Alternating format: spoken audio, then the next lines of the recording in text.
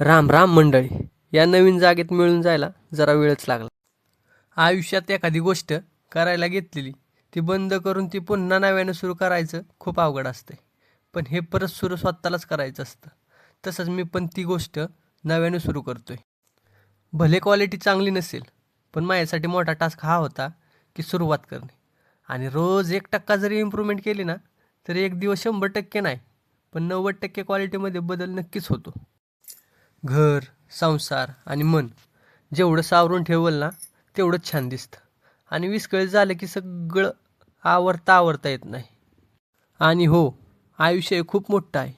कधी सुख, कधी दुःख, कधी हसणं, कधी रडणं, तर कधी पडणं.